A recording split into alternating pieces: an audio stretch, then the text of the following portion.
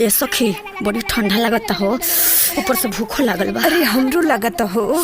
अरे कुछ उपाय बा? चलो तो ओजे देखल जाई, घाट के किनारा कुछ मिलत होई हो। हाँ चल चल चल।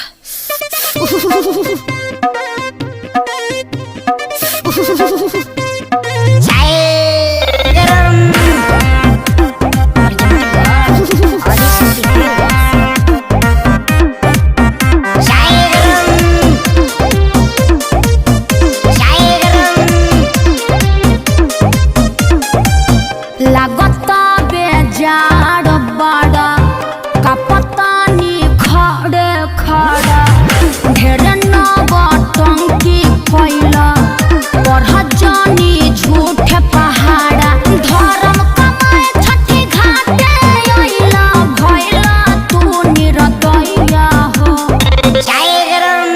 अरे पहिले पिहे तिवैया तबे मिली तोहके चैया हो। पहिले पिहे तिवैया तबे मिली तोहके चैया हो।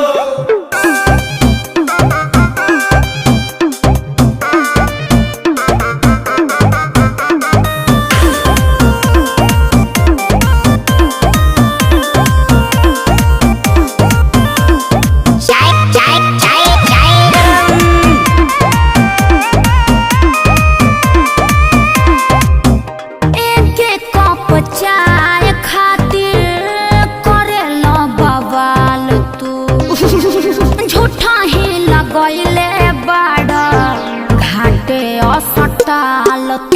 अरे बरती से बढ़ गया जनैखे केहू दूजा चाहतारू पहिले कहिला बेटा पूजा।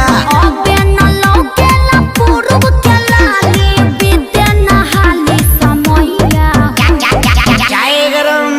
अरे पहिले पिहे तिवैया तबे मिली तोहके चैया हो। पहिले पिहे तिवैया तबे मिली तोहके चैया हो।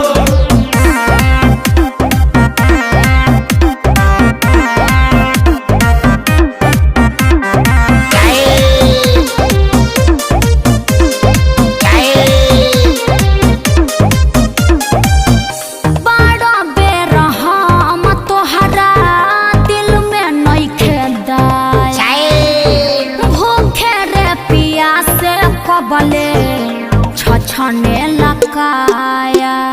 जिद जनी धर तनी कर इंतजार हो, काहे भेजा चाट तारू कबेले हमार हो।